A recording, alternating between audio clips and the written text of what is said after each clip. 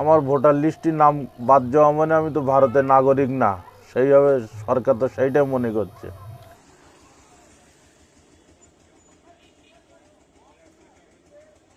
ভোরবেলা চায়ের কাপে ধোঁয়া উঠছে, টিভিতে খবর চলছে হালকা শব্দে, সব কিছুই যেন একদম স্বাভাবিক। কিন্তু হঠাৎ একটা ছোট্ট খবর সব কিছুই বদলে দিল। আপনার নাম আর ভোটার তালিকায় নেই। কথাটা শুনে প্রথমে বিশ্বাসই হয়নি তার। এই তো এই গ্রামেই জন্ম, এই মাটিতেই বড় হওয়া, তাহলে হঠাৎ করে সে অবৈধ হয়ে গেল কিভাবে?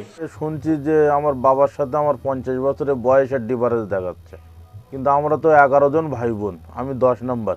আমি আনুমানিক 20 বছর ধরে ভোট দিচ্ছি। ভোটার তালিকার থেকে নাম বাদ যাওয়ায় এখন খুব চিন্তিত। এতদিন সমস্যা হয়নি, এখন কেন সমস্যা হচ্ছে? তারপরে যখন আমাদের মানে বিচার অধীনে রাখলে আমরা জানি সব ঠিক হয়ে যাবে, তারপর বিচার অধীনে থেকে এখন আমাদের ডিলেট। যখনই আমি শুনলাম তখন আমার মনটা খারাপ লাগছে, আমার কেঁদে কেঁদে অস্থির লাগছে। মনে হচ্ছে আমার এই এখন থেকে এই বাদ গেল, যে আমি এতকাল ভোট দিয়ে আসলাম, কোনো সমস্যা হয়নি, আর এখন এই সমস্যা হচ্ছে। মনের ভিতরে আমার বিশাল চিন্তা ভাবনা, দুশ্চিন্তা আসছে। খারাপ লাগছে যে আমি ভোট দিতে পারছি না, এত বছর ভোট দিয়েছি, এখন যদি আমি ভোটটা না দিতে পারি, আমার ভোটটা কেটে গেল, তাহলে আমার বিশাল খারাপ লাগছে, মনের ভিতরে অস্বস্তি হচ্ছে। এসআইআরটা হওয়া জরুরি, কারণ অনেক মৃত ভোটার, অনেক সময় অনেক অবৈধ ভোটাররা ভোটাধিকার পেয়ে থাকে, সেগুলোকে ভোটার লিস্ট যাতে নিষ্কলঙ্ক হয় তার জন্য এসআইআর করা হয়। জেনুইন এসআইআর হওয়া যেভাবে উচিত, মানুষের তথ্য যাচাই করে একটা সুনির্দিষ্ট সময় নিয়ে দীর্ঘকালীন একটা প্রক্রিয়া, সেই সুষ্ঠু প্রক্রিয়ার মাধ্যমে সুষ্ঠু ব্যবস্থার মধ্য দিয়ে যে সমস্ত মানুষ যাদের ভোটাধিকার পাওয়া উচিত নয় তাদের নামটা বাদ দিয়ে জেনুইন মানুষ যারা সুদীর্ঘকাল এখানে বাস করছে, কয়েক পুরুষ এখানে বাস করছে, তাদেরকে বাদ দেওয়া যায়। সেই সমস্ত মানুষ যাতে ভোটাধিকার থেকে বঞ্চিত না হয়, আর অবৈধ যারা আছে তাদের ভোটাধিকার থেকে ভোটাধিকার কেড়ে নেওয়ার জন্য এই এসআইআর। ব্যাপারটা কি সত্যি এত সহজ? আর আমরা কি করছি? চুপ করে দেখছি নাকি ধীরে ধীরে অভ্যস্ত হয়ে যাচ্ছি? কারণ যাদের নাম মুছে গেছে তারা কেউ দূরের মানুষ নয়। সে হতে পারে আপনার পাশের বাড়ি কাকু, আপনার বন্ধুর বাবা, অথবা আপনি। আমি একজন গরিব মানুষ, খেটে খাওয়া লোক। বিডিও অফিসে দৌড়িতে হচ্ছে, কোথায় কোর্টে যেতে হচ্ছে, কোথায় প্রধানের কাছে যেতে হচ্ছে, যাতে আমি যেন ভোটার লিস্টে আমার নামটা ওঠে। একটা চিন্তার মধ্যে আছি, ঠিকমতো কাজকাম করতে পারছি না। দুটো বাচ্চা আমার, কীভাবে তাদেরও ভবিষ্যৎ কী হবে? আমার ভোটার লিস্টে নাম বাদ যাওয়া মানে আমার বাচ্চাদেরও ভবিষ্যতে ভোটার লিস্টে থেকে নাম বাদ যাবে। বাচ্চা দুটো কী হবে, তাদের যত পরিবার বাড়বে সবার তো এরকম অসুবিধা হবে। গোড়া যদি নষ্ট হয়ে যায় তাহলে আগা তো বাঁচবে না, আগা তো নষ্ট হবেই। মানুষের মধ্যে আতঙ্ক কাজ করা স্বাভাবিক, কারণ জেনুইন ভারতবর্ষের নাগরিক তারা আগেও অনেকবার ভোট দিয়েছে, তাদের নাম বাদ দেওয়া হয়েছে। ক্যাম্পে নিয়ে যাবে শুনতে পাচ্ছি, আমার যদি নিয়ে যায় কোনো কোনো সুবিধে অসুবিধে পাবো না আমি। আমার দুটো বাচ্চা দিয়েছে, আমার যদি ভবিষ্যৎ যদি কেটে যায় তাহলে আমার সন্তানদের কী করে হবে? সন্তানদের তো হবে না, এটা পরবর্তীতে আমার অসুবিধা হবে। তখন আমি কি করে কি করব? আমি তো অসহায় হয়ে যাব। এটা তো সরকার তো আমার বুঝবে। আমার এই নাগরিক থেকে যদি আমার বাদ যায় তো আমার কি হবে?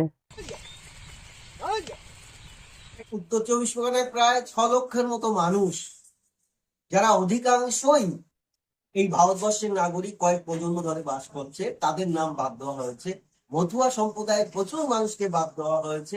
যাদের নাম বাদ গেছে তারা ফর্ম 6 ফিল আপ করবে, যাদের ভুল ভ্রান্তি আছে ফর্ম 8 ফিল আপ করবে, করে তারা তাদের নামটা তুলবে।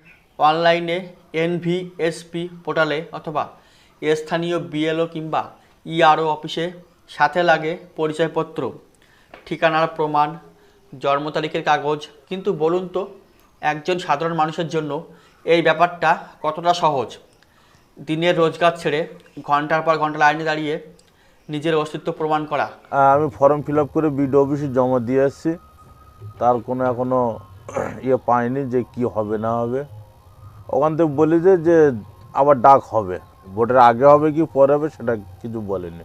বাপের বাড়িতে ডকুমেন্ট নিয়ে এসেছি, নিয়ে এসে আমি জমা দিয়েছি, ফর্ম ফিল আপ করেছি, করে প্রথম একবার জমা দিয়েছি, তা হয়নি। তারপর আবার দ্বিতীয়বার অনলাইনে করেছি, অনলাইনে করে আবার জমা দিয়েছি। বাপের বাড়ির থেকে প্রমাণপত্র নিয়ে এসেছি, বাপের মৃত্যু সার্টিফিকেট, বাপের হলো প্রমাণপত্র, বাপের হলো ভোটার লিস্টের সব এনেছি। অনেক কষ্ট হয়েছে, আমার বাপের বাড়ি অনেক দূরে, ওখান থেকে নিয়ে এসেছি বহুদের, অনেক টাকা গাড়ি ভাড়া, আসা যাওয়া কষ্ট, সংসার অভাব অভিযোগ, তাও আমি দড়িয়ে দড়িয়ে গিয়েছি।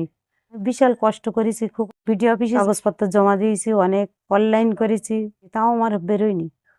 এতদিন ভোট দিয়ে এসছি, এখন তো ভোট দিতে পারছি না, তা তো নিয়ে মনের মধ্যে তো একটা ক্ষোভ তো থাকবেই।